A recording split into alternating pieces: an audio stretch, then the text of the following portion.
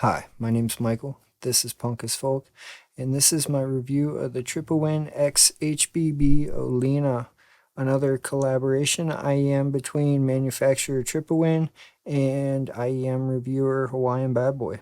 Now, last time I compared the Melee to a high school kid's car coming out of the parking lot. Bass is up a little too loud, it sets off car alarms, but it still sounds pretty good. I think a more accurate analogy would have been the Melee are kind of like the Godfather Part 1. They're really good, and they're a gut punch. The Olina, though, are kind of like the Godfather Part 2. Every bit as good. They improve on the first in every way. They're just a little more grown up and a little more refined. These are a single 10mm carbon nanotube driver housed inside of an aluminum shell that is reminiscent but not exactly the same as the Melees. The nozzle's slightly shorter on these, but they also have the fun resin face plates. Like the Melee, these feel premium. They're built like a tank. They fit nicely in the ears. They're not too heavy. I had no problem getting a seal with them. As you can see, though, I am not using the stock tips. I am using CP100 pluses on these. There appears to be, let me wipe it off. There appears to be a great deal of variance in the shells. I know they are all unique. Some of them have a really defined feathering in them. Mine are kind of cloudy, which I don't mind at all because honestly that makes them look a little more muted, and it really doesn't matter that much. I can't see them when they're in my ears, so I don't care too awful much what they look like. Inside of the Olina box as a sleeve, and then the IEMs themselves are presented nicely, and obviously mine aren't in there, in this magnetic box. They come with this little round case. It's fake leather, obviously, for the price, but it's nice. And then 5 pair of filters and 6 silicone ear tips. 3 of them are wide bore, 3 of them are narrow bore. I did try them at first and they fit just fine. I just prefer the comfort of the CP100s. You also get the IEMs, which I've already shown, and then this gray cable. It's matte, both matte and shiny at the same time, just a flat gray. It's similar to the Melee cable, but it seems like it's a little higher quality. I don't know for sure. 3.5mm termination. It has remained tangle free. I've had no problem with this cable at all. Unlike the one that came with my Melee, I don't have any missing twists or odd kinks in it. Yeah, so yeah, all in all, for the price they're asking, it's a really nice package. Tuning on these is very well done. Clean, neutral tune with a bit of a boost on the top end, giving that bit of brightness and shimmer.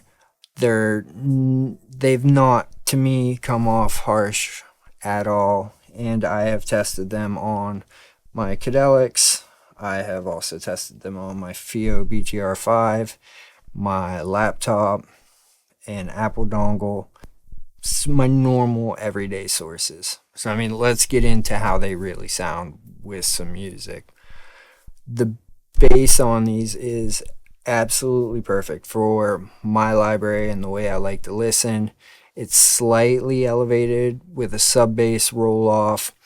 While it does lack some of that sub bass boost energy that would make them good for rap or EDM, I noticed with Run the Jewels it just sounded a little bit weak during the song Just. that makes up a very small portion of my library. And I don't really, at this point, want that big bassy sound. And if I want that elevated bass, I have the Melee. Bass guitar and kick drums, though, sound incredible on these. Super clean with just the perfect amount of presence. In Dave Strong's song, The Nightcrawler, at the 1 minute mark, you have a stand-up bass and a kick drum that both come in at the same time. They're both playing super fast throughout the song. And they come off with just the right amount of impact without blurring into each other. The kick drum hits are clearly defined.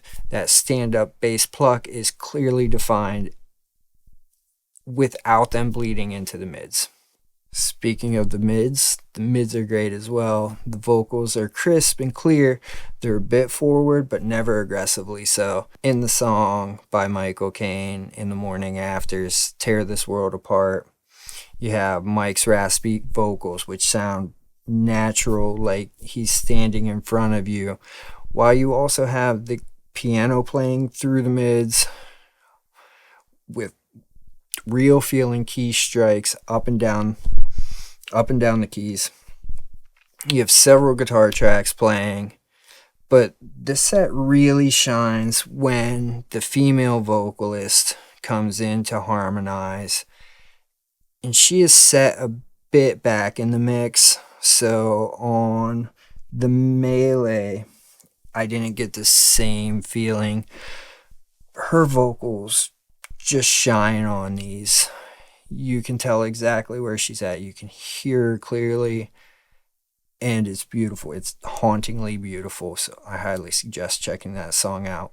Then near the end of the song, the guitar solo starts, and the movement through the upper mids and the treble, the detail retrieval is on full display there, and it sounds amazing. And then when we're moving through the upper mids and the treble, I went back to the song that kind of failed me on the Melee, Bridge City Sinners, Unholy Hymns.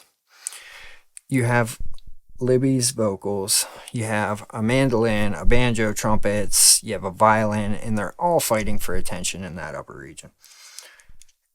And these pulled it off triumphantly is the best word I can think of for it right now. These execute better than sets I have that are over twice the price, and that's coming from a single dynamic driver. Her voice sounds delicate where it needs to, but these have enough of a boost there to give it the bite it needs when she's really getting into it. They're able to reproduce her vocals naturally with the force that is needed, while also reproducing all those instrumental tracks with precision. As far as technicalities go, the Olina is just in its price range, operating on another level. While for me, the soundstage doesn't extend as wide as it does on the Aria. I don't know if you can see the box back there. I do get much better 360 degree perception of soundstage with the Olina. So instead of just coming out wide, it wraps around my head. Live tracks, this is amazing in. Chocolate Trip by Tool, this is amazing in. And then imaging in that soundstage is flawless as well. On live tracks like NoFX's The Decline, where you have a punk band being backed by an orchestra with a massive crowd at a festival, and when you close your eyes, everything is right where it should be. You can hear where Fat Mike is. You can hear where the guitars are playing. You can hear the drums, and then behind them, you can hear the violins. You can hear the brass. You can hear the marimba playing at breakneck speed. And then you have the crowd behind you and around you. Really, detail retrieval in these rivals anything in its price range, and again, in a much higher price range.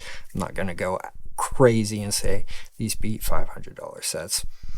They do beat some $500 sets, but they're an amazing value for the price. So my conclusion, for a single dynamic driver in this price range, where you have the Aria, you have the Starfield, both of which I really like. For me, though, the Olina is just operating on a different level. It takes things I like about both of those, the soundstage on the Aria, the detail retrieval of the Starfield, combines them and makes them better. For the way I listen to music, this is the set at $100 right now. It gives me all the details without smearing, even when I'm listening to really fast music. There's enough bass that it makes itself known without ever bleeding into anything, without becoming a show of its own. I've suffered no listening fatigue, but I've seen the complaints, and that can depend on ear anatomy. That can depend on where those peaks hit you. I've not modded my set, but I have seen where people have done that to some success, and some people like them better. I haven't seen the need. My library contains everything from jazz to hardcore, nearly everything in between, so a set has to be pretty well rounded for me to want to daily drive them when I'm at home with nothing else to do and just want to enjoy some music. And I have found myself picking these up over more expensive sets when that's what I want, when I just want to sit, have a listen. I purchased these with my own money. I am under no obligation to do a review or ask anybody to buy these. If you would like to buy them, I will put links below. If you would not like to buy them, I don't give a shit. I will also put links below to Hawaiian Bad Boy's channel, just because I like his videos. I will also link to the music mentioned in this video in case you want to check it out yourself, as well as an Amazon HD playlist that I use when I'm listening to music that gives a general overview of the music I listen to while testing IEMs. Also, if you haven't seen any of the Bandcamp Friday videos, this Friday is Bandcamp Friday, so I will be posting another one of those where me and my buddies pick some bands we like on Bandcamp and try to show them a little love and maybe get some people to listen to their music. Jeff and I were unable to make it this month, but Chris and Trev did it, so I will be posting it Friday. If you would like, please check it out. If you haven't yet, consider subscribing. Do what you want. Like if you want, dislike if you want, comment. Let me know what you'd like me to review next. I have a few more sets on the way. I have the C Audio X Clinical Midnights behind me. I have the Tripowin Olinas here as well. And then, like I said, a couple more sets on the way, because I enjoy doing this. So if you want to see more, let me know.